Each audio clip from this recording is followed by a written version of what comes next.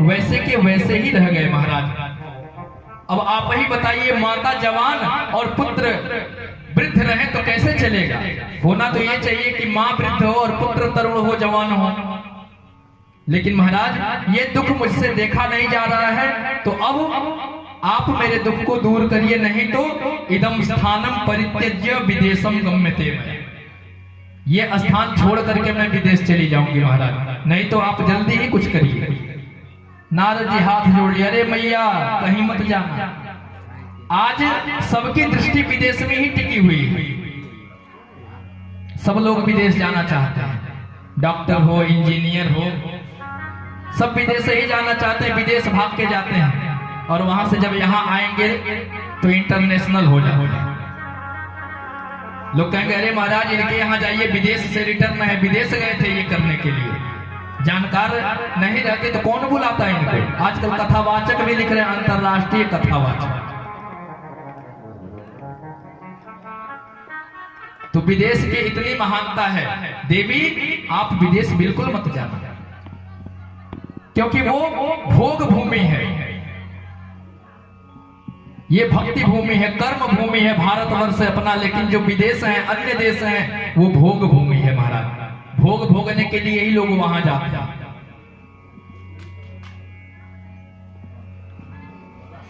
भोगान भुक्त्वा वैमेव भुक्त्वा, भगवान ने कह दिया तुम कुछ नहीं भोगते, जो कुछ भी है वो सब मैं ही भोगता। और जो सोचता है कि मैं भोग कर रहा हूं, तो वो भोगों के द्वारा स्वयं भोगा जाता है महाराज। आपका मन करे राजभोग खाने का, तो एक खाएंगे तो वो आप खाएंगे, लेकिन जब 10 खा लिया आपने तो समझ लिया राजभोग ने आपको खा लिया। फिर तो चढ़ेगा शुगर, चिल्लाने लगेंगे। तो ऐसा नहीं होना चाहिए। नारद जी कहते हैं देवी आप विदेश बिल्कुल मत जाएं, आप यहीं रहें। जब नारद जी ने ऐसा कहा तो भक्ति ने कहा महाराज मैं यहां कैसे रहूं, आप देख ही रहे हैं सब कुछ। अरे जिस भारत भूमि पे गो माता के गोबर से इस भूमि का लेपन किया जाता था, आज उसी भारत भूमि को गो माता के रक्त से धोया जा रहा है। ब्राह्मणों का अपमान किया जा रहा है, संतों का अपमान हो रहा है। नारद जी ने कहा देवी ये सब कलयुग का प्रभाव है, इसमें किसी का दोष नहीं है। भक्ति कहती है महाराज अरे कलयुग को प्रभु ने रहने ही क्यों दिया? जब कलयुग आया तो राजा परीक्षित ने इसे दंडित क्यों नहीं किया, भगाया क्यों नहीं, क्यों रहने के लिए स्थान दिया? नारद जी कहते हैं देवी जब कलयुग परीक्षित जी के पास पहुंचा, उनके चरणों में जाकर के गिर गया। परीक्षित जी जब दंडित करना चाहे तो दीनवत शरणम गतः, दीन की भांति उनके चरण में जाकर के गिर गया, झुक गया।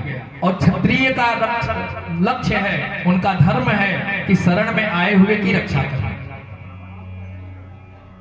उन्होंने उसे भगाया तो उसने पूछा कि महाराज मैं कहां जाऊं, सर्वत्र तो आपका ही राज्य है, इस पृथ्वी पे कहीं ऐसा कोई कोना नहीं है जहां आपका राज्य नहीं है, आप ही बताइए मैं कहां जाऊं?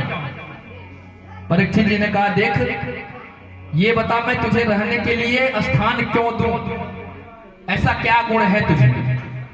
कलयुग ने कहा महाराज हूं तो मैं अवगुणों का भंडार, लेकिन एक गुण मुझ में है,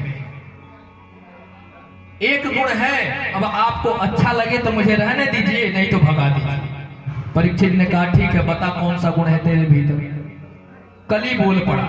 कलयुग ने कहा यत्फलं नास्ति तपसा न योगेन समाधिना तत्फलं लभते सम्यग कलौ केशव कीर्तना। महाराज यत्फलं नास्ति तपसा, जो फल अन्य युगों में तपस्या योग समाधि के द्वारा प्राप्त होता था, वही फल मुझ कलयुग में कलौ केशव कीर्तना, केवल आप भगवान के नाम का कीर्तन करिए वो सारा फल आपको प्राप्त हो जाएगा। सोचिए कितना बड़ा छूट है कलयुग में। अन्य युगों में लोग हजार हजार वर्ष, लाख लाख वर्ष तपस्या करते थे, योग करते थे, समाधि लगाते थे, ऐसी ऐसी समाधि लगाते थे कि उनके ऊपर दीमक लग जाता था, तब जाकर के कहीं वो फल प्राप्त होता था, भगवान का दर्शन होता था, वैकुंठ लोग जाते थे। लेकिन कलयुग में केवल इतना ही करना है आपको, केवल भगवान के नाम का जप करना है। हरे राम राम राम हरे हरे, हरे कृष्ण कृष्ण कृष्ण हरे हरे। केवल इसी का जप करते रहिए निरंतर, कभी भी करिए, कहीं भी रहिए, दुकान पे बैठे हैं, दुकान चला रहे हैं, जपते रहिए, गाड़ी चलाते हैं जपते रहिए, घर में खाना बनाती है जपते रहिए। कुछ नहीं करना है, न योग करना है, न समाधि लगानी है, न तपस्या करना है कोई 6 महीना समाधि लगाने वाला यहाँ? क्यों माता जी लगाएंगी? किसी से नहीं लगने वाला। लेकिन ये तो सब लोग कर सकते हैं, भगवान के नाम का जप हर कोई कर सकता है किसी भी परिस्थिति में। इसको जपने में कोई दोष नहीं, हर वक्त आप जपते रहिए।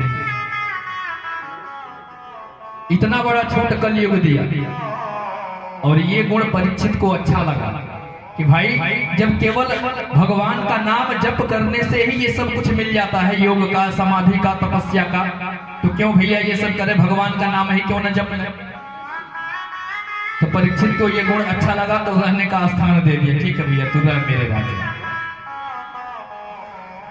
लेकिन ये भी लोग नहीं करते, ये भी किसी के बस में नहीं है, लोग करना ही नहीं चाहते। भोजन बन गया, तुरंत रिमोट उठाएंगी, टीवी चालू, नागिन वाला सीरियल शुरू। जब आप नागिन देखेंगी तो देवियों वाला गुण आपके भीतर कहां से आएगा, आप ही बताइए। वही नागिन जैसी फुफकार सांस बोल देगी, चढ़ बैठेंगी, जैसे लगेगा तुरंत डस लेंगे। तो ऐसा नहीं होना चाहिए, ऐसा बिल्कुल नहीं होना चाहिए। भगवान का नाम जप करिए। और भी अच्छे अच्छे सीरियल हैं, रामायण है, महाभारत है, कुछ भी देख लीजिए, लेकिन यहां तो नागिन ही देखना है,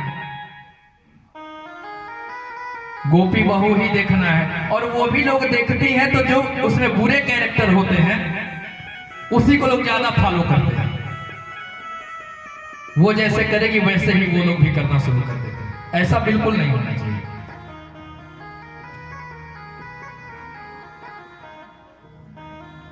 इस प्रकार से नारद जी ने समझाया कि देखो देवी, भगवान का नाम जप करेंगे और तुम पुष्ट हो जाओगी, मैं तुम्हारे पुत्रों को ठीक कर देता हूं, तुमको विदेश जाने की आवश्यकता नहीं है। नारद जी पहुंचे, जो उनके दोनों पुत्र थे, ज्ञान और वैराग्य। ध्यान दीजिएगा, भक्ति के पुत्रों का नाम है ज्ञान और वैराग्य। अब नारद जी पहुंचे ज्ञान और वैराग्य के पास, और उनके कान के पास अपना मुख लगा करके उनको जगाने लगे, और लगे वेद वेदांत का पाठ करने। वेद वेदांत घोषैश्च गीता पाठैर् मुहुर्मुहुर् बोध्यमानौ तदा तेन कथंचित् चोत्थितौ बलात्। और जब नारद जी ने गीता का पाठ, वेद का पाठ, वेदांत का पाठ जब किया, तो ज्ञान और वैराग्य जो दोनों भाई थे धीरे धीरे उठ के बैठ गए।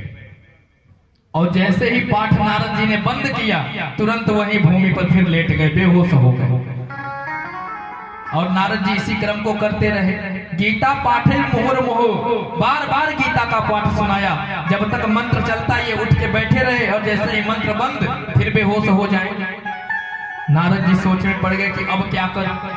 नारद जी के पास जितनी चूरन चटनी थी सब चटा दिए, सब दे दिया, सारा ज्ञान उड़ेड़ दिया, लेकिन कोई प्रभाव नहीं पड़ा।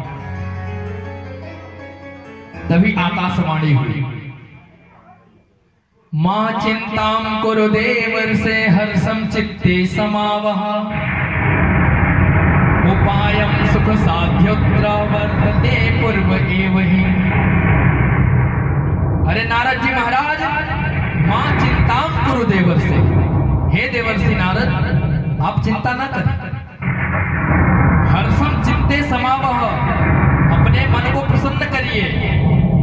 और जो आप प्रयत्न कर रहे हैं इससे नहीं होगा। आप सत्कर्म करिए, आप सत्कर्म करिए, और जब सत्कर्म करेंगे तब ये ज्ञान और वैराग्य जो दोनों मूर्छित हैं इनकी मूर्छा छूट जाएगी, ये तरुण हो जाएंगे। आप केवल सत्संग करिए। अब तो नारद जी सोच में पड़ गए कि जो मैंने वेद वेदांत गीता आदि का पाठ किया, क्या ये सत्कर्म नहीं है? और यदि ये सत्कर्म नहीं है तो सत्कर्म कौन है? आकाशवाणी ने भी नहीं बताया कि सत्कर्म कौन है और कौन महापुरुष बताएंगे।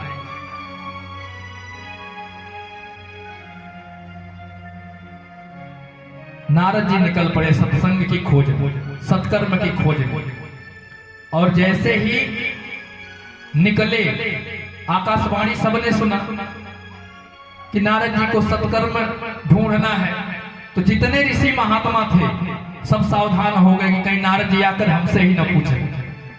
आपस में चर्चा करने लगे। जब नारद जैसे महात्मा को पता नहीं, जिनकी अव्याहत गति है, कहीं चले जाएं, देवताओं में, राक्षसों में, गंधर्वों में, मनुष्यों में, हर जगह उनकी पूजा होती है। इतने बड़े ज्ञानी ब्रह्मा जी के मानस पुत्र, यदि उन्हें पता नहीं है सत्कर्म क्या है, तो हम जैसे छोटे महात्मा क्या बताएंगे? अब नारद जी निकले सत्कर्म की खोज में। अब पहुंचे शंकराचार्य लोगों के पास, तो जो रास्ते में छोटे मोटे महात्मा महाराज देखते ही भाग जाए। मोके भूतास्त खाने तो कियंतस्तु पलायिता, कुछ तो मौन धारण कर लें और अपने शिष्यों को सिखा लें, देखो भैया नारद जी आ रहे हैं, तो हम बोलेंगे नहीं, इशारे में समझा देंगे, तुम कह देना चतुर्मास व्रत रखे हैं, 4 महीने बाद आइएगा, जब इनका मौन व्रत टूटेगा। तो मोके भूतास्त खाने तो कियंतस्तु पलायिता। और कुछ छोटे मोटे महात्मा जो थे, जैसे ही नारद जी को देखते रास्ता ही बदल देते, भाग खड़े होते। नारद जी सोच में पड़ गए, बड़ी विचित्र बात है, संत महात्मा बताने के लिए तैयार ही नहीं है, और आकाशवाणी ने कह दिया कि संत बताएंगे, सत्पुरुष बताएंगे। अरे नाम बता दिया होता कि विश्वामित्र बताएंगे, अत्रि बताएंगे, वशिष्ठ बताएंगे, उनके पास पहुंच जाते, लेकिन नाम तो किसी का नहीं। और वही नारद जी कह रहे हैं सनकादियों से कि भैया सत्कर्म की खोज में हम निकले और ढूंढते ढूंढते यहाँ पहुंचे, अब यहाँ आप लोगों का दर्शन हो गया, तो महाराज अब आप ही बताएं कि सत्कर्म क्या है। महाराज सत्कर्म क्या है आप ही बता दीजिए, क्योंकि आप साधारण नहीं हैं। आपके भृगुटी टेढ़ी करने मात्र से भगवान के पार्षद जय और विजय धरातल पे आ गए, और आपके ही कृपा से फिर ऊपर गए। तो महाराज आप ही बता दीजिए सत्कर्म क्या है।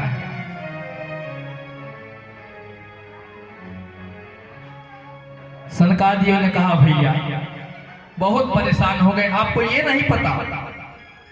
अरे सत्कर्म है ज्ञान यज्ञ, सत्कर्म सोच को न्यूनम ज्ञान यज्ञ स्मृतो बुधे, श्रीमद् भागवतालापात सौतु गीतः सुकादि। अरे वो सत्कर्म है श्रीमद् भागवत महापुराण की कथा, जिसे कहते हैं ज्ञान यज्ञ। आप भागवत महापुराण की कथा करें वही सत्कर्म है, और इस कथा के पुण्य से ज्ञान वैराग्य शीघ्र ही ठीक हो जाएंगे। नारद जी सोच में पड़ गए, महाराज अरे ये भागवत महापुराण वेद वेदांत उपनिषदों का सार है, वेदोपनिषदां सारा जाता भागवती कथा। ये वेद वेदांत उपनिषदों का सार है।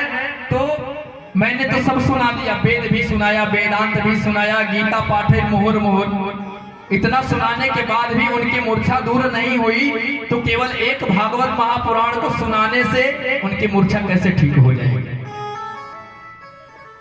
सनकादियों ने कहा देखो भी, ये जो वेद वेदांत है ये समझ लो वृक्ष है। और ये जो भागवत महापुराण है ये इनका पका हुआ फल है। तो जो स्वाद फल से आता है वो वृक्ष से नहीं आता। मान लीजिए ये फाल्गुन का महीना चल रहा है और किसी का मन कर दे आम खाने का, और कोई पढ़ा लिखा कह दे अरे भैया ये आम का वृक्ष सामने दिख रहा है, अरे इसी के रस से तो फल निकलता है, इसका डाली तोड़ लो और उसी को चबा जाओ। तो क्या डाली को पत्ते को चबाने से वो रस मिलेगा जो आम में मिलता है? कदापि नहीं मिल सकता। भंडारा चल रहा है, पूड़ियां छन रही हैं, घी समाप्त हो जाए, और कोई पढ़ा लिखा एजुकेटेड आ जाए कहे भैया अरे दूध से ही तो घी निकलता है, तो दूध से ही छान लो, दूध डालो पूड़ियां छन जाएंगी। तो छनेंगी? नहीं छनेंगी, उसके लिए प्रयत्न करना पड़ेगा। तो वेद वेदांतों को पढ़ करके उसका केवल सार निचोड़ करके इस भागवत महापुराण में डाला गया, तब जाकर के ये भागवत महापुराण तैयार हुआ। तो जो कार्य फल करता है वो वृक्ष नहीं कर सकता। नारद जी कहते वाह भैया आपने तो मेरी आंखें खोल दी।